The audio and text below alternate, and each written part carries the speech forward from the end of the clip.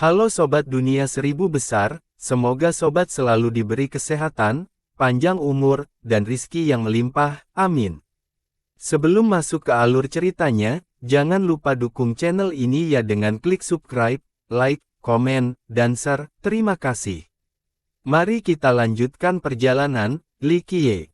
Menurutku, nenek moyang kita menghilang karena pemogokan fakta lama, Li Xian menjawab sambil melihat tablet itu. Anda tahu itu, Li Qiye tersenyum. Mereka menulis secara samar-samar tentang itu dan saya menemukan gulungan mereka, Gao Yang, Bao Pu, 9 rahasia, dan nenek moyang kuno lainnya bersekutu untuk menjatuhkan target, kata Li Xian. Ding Tian, Li Qiye tersenyum. Li Xian melihat sekeliling sebelum menjawab, saya rasa tidak, rekan Taois, mereka mungkin menargetkan seseorang di antara mereka sendiri. Ayo, Li Qiye merasa geli.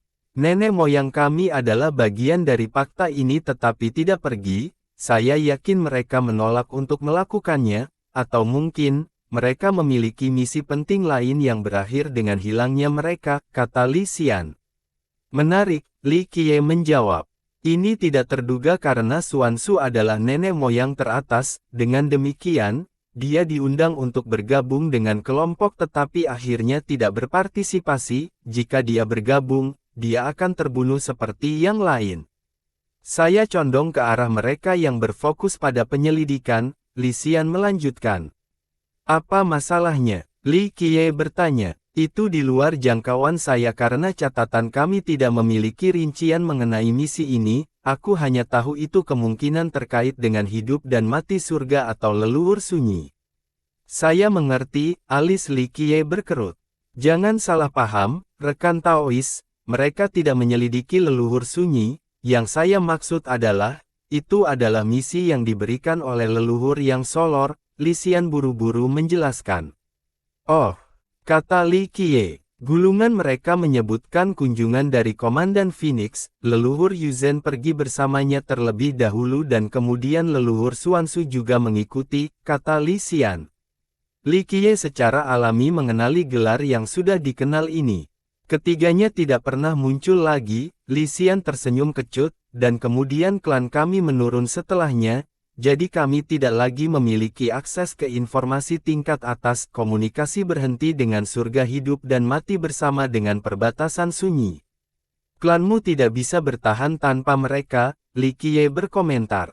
Ya, kami berpartisipasi dalam beberapa pertempuran, kehilangan satu leluhur pada satu waktu bersama dengan wilayah, hanya ini yang tersisa sekarang, Li Xian berkata, tapi tentu saja, saya tidak peduli untuk merebut kembali wilayah, hanya mewariskan obor sudah cukup sulit. Bukankah agak mudah untuk mempertahankan garis?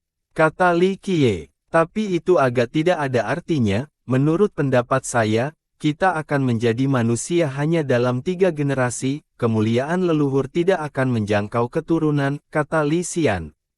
Benar, Li Qiye mengangguk. Ini membutuhkan ketekunan dan kemauan bagi klan dan sekte untuk mempertahankan relevansi. Kami sudah relevan cukup lama, ini seperti manusia yang hidup hingga 100, mungkin sudah waktunya untuk mati, Li Xian tersenyum. Tidak ada ambisi sama sekali untuk merevitalisasi klan. Li Qiye bertanya, tidak ada, aku tahu batasku, melakukan hal itu berarti memanjakan diri dalam berfantasi tentang prestise masa lalu. Li Xian berkata, saya tidak bisa melakukannya lebih baik dari leluhur. Benar, itu sulit, Li Qiye setuju. Itu sebabnya bagus untuk hidup, saya tidak merasa malu karena tidak mempertahankan garis keturunan karena itu tidak bisa dihindari, jika itu bukan generasi saya, itu akan menjadi beberapa generasi berikutnya, kata Li Xian. Ini bukan perspektif yang salah, kata Li Qiye. Saya minta maaf atas kurangnya ambisi saya, Li Xian bercanda. Setiap tahap kehidupan memiliki masalahnya, keturunan klan yang jatuh sedih tentang satu hal, tuan yang tak terkalahkan sedih tentang hal lain, kata Li Qiye. Itu sesuai dengan perasaan saya telah memikirkan masalah ini sebelumnya, yang membuat saya stres adalah membantu klan hidup damai, menjadi lebih kaya tidak mungkin, dan saya yakin karakter seperti Desolate Ancestor dan Poye memiliki masalah masing-masing, kata Li Xian. Ya, beberapa ingin mempertahankan dunia ini sementara yang lain memiliki tujuan yang tinggi. Selama seseorang masih hidup, mereka akan mengkhawatirkan sesuatu, kata Li Qiye. Mungkin hanya makhluk abadi yang bebas dari ini, Li Xian melanjutkan. Belum tentu, misalnya, aku yakin surga yang tinggi tidak menikmati mengirim kesengsaraan ke bawah, kata Li Qiye. Jadi sepertinya hidup saya tidak terlalu buruk, kami cukup bebas untuk melakukan apapun yang kami inginkan, apakah saya hanya menghibur diri saya sendiri? Kata Li Xian, ini tentu saja hak istimewa dan keadaan pikiran yang baik, Li Qiye menjawab. Aku merasa lebih baik setelah berbicara denganmu, Li Xian tersenyum. Apakah kamu masih ingin melihat Luminous Creek? Lagi pula aku tidak punya apa-apa untuk dilakukan, Li Xian berkata dengan antusias. Baiklah, Li Qiye mengangguk. Bersiaplah untuk tidak menemukan apapun karena Luminous Creek dihancurkan dan digali karena suatu alasan, kata Li Xian. Melihatnya saja tidak apa-apa, tidak perlu menemukan apapun, Li Qiye tersenyum. Sepertinya kamu bahkan lebih berpikiran terbuka dariku, Li Xian bercanda. Mereka berdua melakukan perjalanan ke reruntuhan Luminous Creek, benar saja, tidak banyak yang tersisa di luar sungai kecil. Saya mendengar garis keturunan Dao diciptakan oleh pikiran guru bercahaya di sini di sungai ini, tentu saja, apa yang kita lihat bukanlah sungai mitos, Li Xian berkata, para senior memberi tahu saya bahwa alih-alih air, embun surgawi mengalir ke sini saat itu. Li Qiye mengambil segenggam air dan minum, dia menggelengkan kepalanya dan berkata, saya tidak berpikir ada embun surgawi yang mengalir saat itu, sungai asli mungkin bukan satu sama sekali. Yah, Luminous Creek mungkin hanya gelar dari menggabungkan dua gelar, Luminous Master dan Creek King, klan kami memiliki sesuatu yang lain, bahwa Luminous Creek mengacu pada sumber Dao, kata Li Xian. Mungkin itu jawaban yang benar, Li Qiye tersenyum. Saat mereka berjalan-jalan, mereka berhasil sampai di ujung sungai, tidak ada hal lain yang patut diperhatikan di bidang ini. Perbukitan yang rimbun menunggu di luar sumber sungai, di dalam bukit-bukit ini ada pepohonan hijau, menciptakan tempat tanpa kehadiran manusia, namun, sisa-sisa batu bata dan ubin yang pecah masih bisa dilihat. Namun, reruntuhan ini telah ditumbuhi rumput liar dan pepohonan, mengubah daerah yang dulunya sunyi menjadi hutan yang semarak dan berkembang, beberapa hubungan yang dapat dilihat antara penampilannya saat ini dan masa lalu. Namun demikian, burung-burung itu bernyanyi tanpa mengganggu ketenangan. Ini terasa luar biasa, Li Xian mengangkat kedua tangan dan menghargai suasana yang menyegarkan. Apa yang terjadi? Li Qiye tersenyum. Dunia tanpa pembudidaya, Li Xian menjawab. Ya, tapi itu tidak mungkin, esensi dan kekuatan Dao akan selalu dipikul, apakah itu manusia atau binatang buas, karena manusia lebih cepat mencapai kebijaksanaan, pria akan menjadi yang pertama mendapatkan keberuntungan ini, kata Li Qiye. Itu benar, esensi dan Dao akan selalu berada di bahu, sepertinya aku naif dalam fantasiku, kata Li Xian. Ketika seseorang tumbuh benar-benar kuat, apakah mereka masih ingat dunia fana? Seekor serangga akan berpikir bahwa naga tidak perlu, tetapi ketika Anda menjadi naga, bagaimana Anda melihatnya? Hanya satu hentakan sudah cukup untuk menghancurkan segalanya, betapa tidak penting dan fana, Li Qiye melanjutkan. Li Xian merenung dalam diam. Dia hanya seorang kultivator biasa, seorang master di mata manusia tetapi tidak ada apa-apa di dunia kultivasi. Jika dia bisa mencapai puncak suatu hari dan menjadi seorang kaisar, apakah dia masih memiliki pikiran yang sama? Itu tergantung pada aspirasi asli individu juga, Li Qiye berkata, jika itu untuk diri sendiri, maka semuanya akan berubah saat kamu tumbuh lebih kuat, hanya kau yang bisa menjawab pertanyaan ini. Saat aku tumbuh lebih kuat, Li Xian merenung. Dia tidak pernah memikirkan masalah ini karena potensinya yang terbatas. Akankah pola pikirnya berubah setelah menjadi kaisar atau dewa yang sunyi? Luangkan waktumu, mungkin suatu hari, kamu akan tahu apa yang kamu inginkan. Li Qiye tersenyum dan menepuk bahunya. Li Xian mengangguk dengan sungguh-sungguh.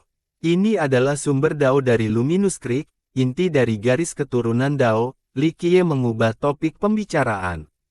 Tepat di bawah kita, Li Xian tidak bisa menahan diri untuk tidak bertanya. Ya, tempat lain dilenyapkan tetapi tidak di sini, kata Li Qiye. Jadi beberapa teori benar, Li Xian bergumam. Li Qiye mengalihkan perhatiannya ke sumber pegas itu terbentuk oleh banyak batu dengan air yang menyembur keluar, bisa jadi karena berlalunya waktu, tetapi batuan yang terkumpul telah mengeras menjadi warna yang menyerupai abu vulkanik. Bukan sungai, Li Qiye berkomentar. Oh, lalu apa itu? Li Xian menjadi penasaran. Mata air keinginan yang tak terpuaskan berfungsi sebagai sumber motivasi yang tak ada habisnya, Li Qiye menjelaskan.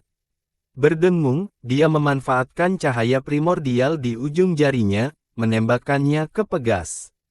Li Xian tidak memperhatikan sesuatu yang istimewa, tetapi Li Qiye tahu bahwa mata air itu seluas lautan tanpa dasar. Itu tenggelam seperti jarum dan butuh beberapa saat sebelum mencapai dasar, sesuatu diaktifkan dan cahaya meletus. Balok yang tak terhitung jumlahnya terjalin dan menutupi dasar laut, prosesnya menyerupai pembukaan mata. Berdengung, cahaya primordial kembali, tampaknya berperasaan, itu membubung untuknya seperti burung muda yang kembali ke sarangnya. Li Qiye menggenggamnya dan fokus pada cahaya keemasan tertentu. Pop, itu segera menyala setelah kontak. Apa ini? Li Xian yang tidak sadar menjadi khawatir setelah pengapian. Selanjutnya, lebih banyak sinar emas menyembur keluar dari mata air dan membubung ke arah Li Qiye seolah-olah dia adalah magnet, dia dilalap api. Rekan Taois, Li Xian segera bergegas untuk membantunya, hanya untuk terbakar juga. Mantra cahaya. Dia membentuk mudra dan bernyanyi, sayangnya, ini tidak bisa memadamkan api. Berdengung, Li Qiye melambai dan menghilangkan api, berdirilah di belakangku, aku ingin melihat keinginan ini. Li Xian tidak punya waktu untuk berpikir dan segera mematuhinya. Li Qiye terus menyerap proses, menarik lebih banyak balok emas keluar dari musim semi. Berdengung, cahaya tak berujung mengalir keluar dari dasar, mampu memenuhi dunia manapun, satu-satunya hal yang tidak bisa dipenuhi adalah keinginan seseorang. Zes pedang itu ingin memakan Li Qiye, mulai dari dalam tubuhnya sebelum menyebar keluar. Kotoran, segumpal cahaya keemasan bertujuan untuk membakar Li Qiye, namun, alih-alih membakar daging, itu memicu keinginannya sampai tidak ada yang tersisa.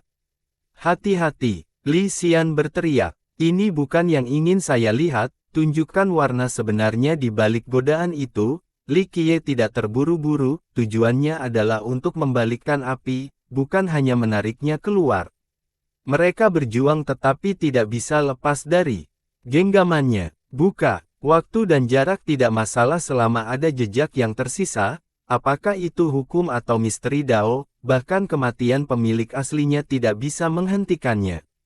Pop. Cahaya keemasan dan nyala api direduksi menjadi bubuk, asap hitam keluar, tampaknya berasal dari jurang. Tidak, Li Xian ketakutan dan berteriak setelah terjebak dalam ilusi jatuh. Dia melihat sekeliling dan tidak bisa melihat apa-apa, bahkan tangannya tidak terangkat di depannya, dia telah diangkut ke domain berbeda yang disembunyikan oleh seorang guru tertinggi. Ini adalah lautan kegelapan, begitu jatuh, tidak ada jalan keluar, untungnya, dia berdiri di belakang Li Qiye dan tidak dilahap oleh kegelapan. Buka, Li Qiye memiliki ekspresi serius saat dia menginjak tanah, memaksa domain ini dan pasukannya untuk kembali ke asalnya. Zeus, domain gelap menyebar dan berkumpul menjadi satu sosok gelap. Meskipun ukurannya sama dengan orang biasa, itu memberi kesan sebagai makhluk terbesar di alam semesta. Ledakan. Auranya menakut-nakuti jiwa Li Xian, dia merasa seperti dakwit yang mengapung di lautan, hanya satu gelombang yang akan mengakhirinya.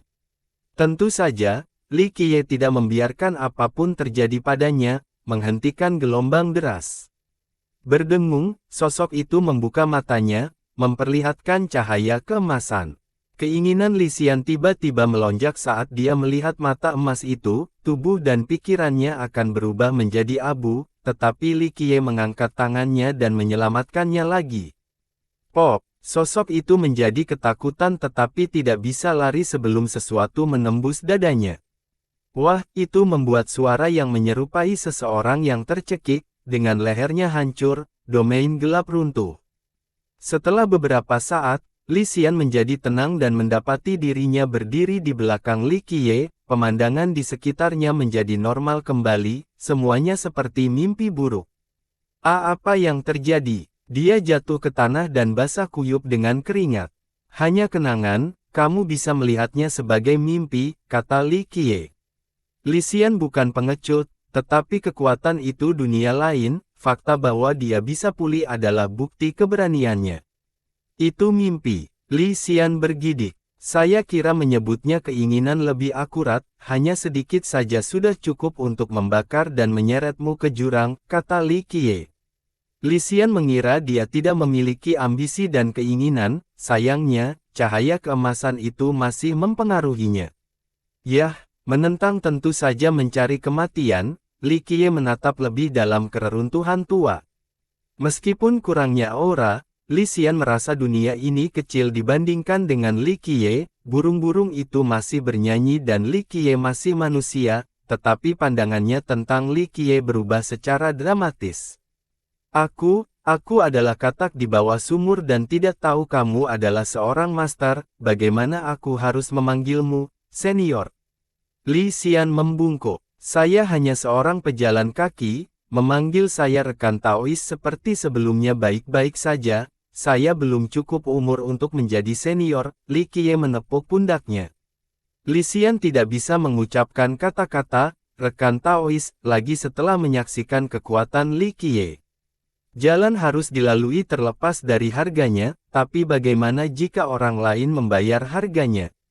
Li Qiye menghela nafas dan bergumam pada dirinya sendiri sambil menatap perbukitan di depan. Fellow, teman, Li Xian memerah, tidak dapat menyapa Li Qiye. Panggil aku bangsawan muda, Li Qiye tersenyum. Li Xian menghela nafas lega dan berkata, bangsawan muda, berapa harga yang kamu bicarakan?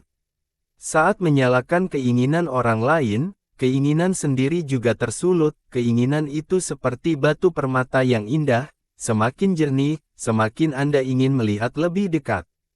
Keinginan itu penting, Li Xian bertanya. Keinginan orang, normal tidak, tetapi mereka dapat dieksploitasi, Li Qiye menjawab. Itu masuk akal, kata Li Xian. Saat kamu menatap ke dalam jurang, jurang juga kembali menatapmu, Li Qiye menepuk bahu Li Xian. Kalau begitu yang terbaik adalah tidak memilikinya. Li Xian bertanya, siapa yang tidak memiliki keinginan? Li Qiye terkekeh. Seperti biksu atau Buddha, Li Xian menjawab. Li Qiye menggelengkan kepalanya dan berkata, ketika seorang manusia ingin menjadi biksu, itulah keinginan, ingin menjadi biksu yang tercerahkan, itulah keinginan, sama untuk mencari kebudaan. Benar, Li Xian mengerti logikanya. Lalu apa yang harus kita lakukan jika keinginan selalu ada? Dia bertanya, keinginan, dengan sendirinya, bukanlah hal yang baik atau buruk, itu ada terlepas dari sifat moralnya, kata Li Qiye. Dan orang-orang tidak terbuat dari batu dan batu, Li Xian bergumam. Selama ada kehidupan, akan ada keinginan, kuncinya adalah untuk tidak diperbudak oleh mereka, Anda harus mengaturnya sebagai gantinya, dengan kontrol yang cukup, keinginan akan menjadi teman dan guru baik Anda, mendorong Anda maju dan mendorong pertumbuhan Anda, kata Li Qiye. Regulasi, Li Xian menghargai pelajaran itu. Hari mulai gelap, ayo kembali, Li Qiye melirik ke atas dan berkata. Li Xian berhenti berpikir dan mengejar. Ketika mereka kembali ke halaman Li Qiye, Li Xian tampak ragu-ragu. Ada apa? Li Qiye bertanya. Bangsawan muda, klan kita tidak cukup damai di malam hari, dia tersenyum kecut. Bagaimana? Li Qiye bertanya. Saya akan mengatakan bahwa itu berhantu, Li Xian menjawab. Begitukah? Li Qiye tersenyum. Saya tidak tahu pasti karena saya tidak dapat menemukan apapun, jangan khawatir, kamu hanya perlu menutup pintu dan membiarkannya, itu tidak membahayakan siapapun, kata Li Xian. Sejak berapa lama yang lalu? Li Qiye tampak tertarik. Tidak terlalu lama, Li Xian merenung sebelum menjawab, beberapa tahun atau lebih, tentu saja tidak selama masa kecilku, itu dimulai pada malam hari tetapi tidak berbahaya, lebih seperti hantu yang bermain-main. Hantu macam apa itu? Li Qiye menatapnya. Tatapan Li Qiye lebih menakutkan daripada hantu bagi Li Xian sekarang. Mungkin seorang leluhur yang merindukan dunia fana, itu saja, Li Xian tersenyum kecut. Tampaknya agak masuk akal mengingat berapa banyak dari kita yang meninggal sejak awal Immortal Slaughtered, mereka yang masih memiliki mayat dimakamkan di pemakaman leluhur sehingga ada banyak energi yin di sana, karena aku satu-satunya yang selamat. Energi yang saya tidak dapat mengatasi energi yin, jadi memiliki beberapa hal yang menghantui adalah normal, bukankah menurutmu, bangsawan muda? Dia melanjutkan, dan itulah mengapa kamu menjadi terbiasa, berpikir bahwa mungkin beberapa leluhur yang tidak tahan membiarkanmu sendirian di dunia ini. Li Qiye menepuk bahu pemuda itu lagi. Itu persis, apakah menurutmu aku naif? Li Xian memerah. Bukan karena kamu sendirian, wajar bagimu untuk merindukan senior dan leluhurmu, mengingat keadaanmu, memiliki hantu sebagai teman bukanlah hal yang buruk, Li Qiye tersenyum. Ketika kamu sendirian, bangsawan muda, kamu tidak keberatan memiliki hantu sebagai teman. Li Xian tidak bisa menahan diri untuk tidak bertanya. Kamu adalah seorang kultivator, apakah menurutmu hantu itu nyata? Li Qiye tertawa setelah mendengar ini. Yah, Li Xian meluangkan waktunya sebelum mengakui, mungkin tidak. Jika hantu itu nyata, maka akan ada lebih banyak hantu daripada manusia. Berapa banyak hantu yang pernah Anda dengar atau berhasil dibudidayakan? Jika orang yang hidup dapat berkultivasi, mereka juga bisa, kata Li Qiye. Saya telah mendengar sesuatu yang istimewa tentang Primal Yin Immortal Ghost, dia berbeda, kata Li Xian. Ingat, tidak ada hantu sejati di dunia ini, jika ada, itu adalah kebohongan, kata Li Qiye. Kebohongan? Li Xian memikirkannya dan menggelengkan kepalanya, bangsawan muda, hanya aku dan para pelayan di sini, mereka manusia dan tidak bisa bercanda. Bisa jadi masih sesuatu yang lain selain hantu. Li Qiye melirik ke kuburan leluhur di sana. Bahkan jika ini tipuan, kita tidak punya apa-apa yang berharga lagi, apa gunanya? Kata Li Xian, jika itu masalahnya, maka mari kita ikuti saja teorimu, klan yang berhantu. Li Qiye tersenyum. Jangan menakut-nakuti aku seperti itu, Li Xian terhuyung-huyung mundur. Apakah kamu tidak ingin benar? Li Qiye menyeringai. Ketika itu datang dari Li Qiye, itu terdengar tidak menyenangkan dan bukan hanya leluhur yang datang untuk bermain dengannya. Pada malam hari, Li Qiye duduk di dekat jendela dengan teko teh, tertarik dengan masalah aneh ini. Saat uap keluar dari panci, ruangan menjadi dipenuhi dengan aroma, dia mengambil cangkirnya dan menikmati tehnya perlahan. Dia menatap kegelapan dan menikmati momen itu. Saat malam semakin dalam dan angin sepoi-sepoi bertiup, nyala api di lampunya tiba-tiba berkedip. Angin ini membawa energi yin, tumbuh lebih padat seiring waktu, itu bisa menggigil tulang punggung siapapun, membuat mereka merasa seolah-olah seseorang berdiri di belakang mereka. Ketika mereka berbalik, tidak ada seorang pun di sana, benda itu telah pindah ke titik buta namun mereka masih bisa merasakannya. Cahaya dari lampu hanya bisa menambah begitu banyak kedamaian. Berikutnya terdengar suara menakutkan yang bergema di benak, hanya menambah ketakutan mereka. Seseorang ingin berlari keluar dari pintu dan melarikan diri dari ruang berhantu ini. Jika mereka melakukannya, mereka akan mendengar gelombang tawa kemenangan di ruangan itu, seperti hantu yang berjongkok dalam bayang-bayang mencemooh kepengecutan mereka. Saat berada di luar, mereka akan disambut dengan angin dingin, awan gelap menutupi langit, mengaburkan bintang-bintang dan bulan. Seluruh klan menjadi redup dan sunyi, orang tidak tahu apakah yang lain bersembunyi atau terbawa angin yin, ini membuat ruangan dengan lampu lebih mengundang dari sebelumnya. Sayangnya, melihat ke belakang melalui jendela, bayangan menakutkan masih ada di sana, saat angin bertiup, itu menyebabkan rumah-rumah tua berderit. Banyak yang tidak berpenghuni dan ditumbuhi rumput liar, roh pendendam bisa merangkak keluar dari bayang-bayang kapan saja atau tangan mungkin mengulurkan tangan dari tanah, menarik korban ke dalam kegelapan. Yang terburuk dari semuanya, gelombang tawa dari arah yang sama dengan angin bertahan dan bergema di telinga seseorang, itu membuat korban membayangkan sosok dengan gigi putih berkilauan menjilati bibir mereka untuk mengantisipasi. Akhirnya, seluruh klan diambil alih oleh angin, mengubahnya menjadi pintu gerbang ke neraka. Jika seseorang cukup kuat untuk memindai seluruh klan, mereka akan menemukan angin menyerupai tornado yang berputar-putar, itu mencegah orang lain masuk atau melarikan diri. Bagi sebagian orang, mereka berharap fajar menyingsing dan mendengar kokok ayam jantan, hanya siang hari yang akan menandakan kedamaian kembali ke kediaman mereka. Adapun Li Qiye, dia duduk di dekat jendela tanpa ikut campur, akhirnya, klan menjadi mata badai. Dia akhirnya membuka matanya dan mengulurkan tangan ke depan, menggenggam angin kencang, mereka bubar seperti asap hitam saat bersentuhan, mencoba menyusup dan mengubahnya menjadi hantu, namun, kekuatan misterius lain menghentikannya. Kedua kekuatan itu berputar bersama dan inilah alasan fenomena badai di sekitar klan. Pop, dia menggunakan serangan jari dan menghentikan kekuatan misterius itu. Ini memungkinkan angin yin menjadi liar dan berubah menjadi ular, memamerkan taringnya ke arahnya, dia dengan mudah meraih dan melumpuhkannya. Kembali ke sumbernya, dia menyalurkan energi primordial ke dalamnya. Angin secara alami tidak bisa melawan Li Qiye dan menjadi ular yang disematkan oleh tusuk sate besi, kedekatannya membedahnya, meninggalkan kehadiran samar di belakang.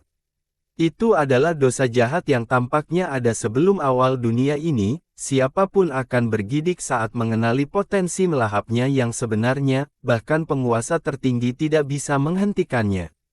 Pop, dia menghancurkannya dan menatap keluar. Mencari kematian, begitu kalian berdua pecinta meregangkan tanganmu terlalu jauh, haruskah aku berurusan denganmu secara permanen? Katanya, tidak ada yang menjawab tetapi jauh di dimensi yang berbeda, beberapa makhluk tak dikenal gemetar. Mereka dianggap makhluk abadi dan jarang memiliki firasat-firasat, pembudidaya terkuat di dunia ini bersama-sama tidak bisa membuat mereka merasakan ini, sayangnya, mereka melihat penglihatan mereka dilenyapkan. Itu tidak baik, salah satu dari mereka, teror tertinggi, bergumam. Li Qiye kembali minum tehnya tanpa peduli dengan konsekuensi dari ancamannya. Bersambung.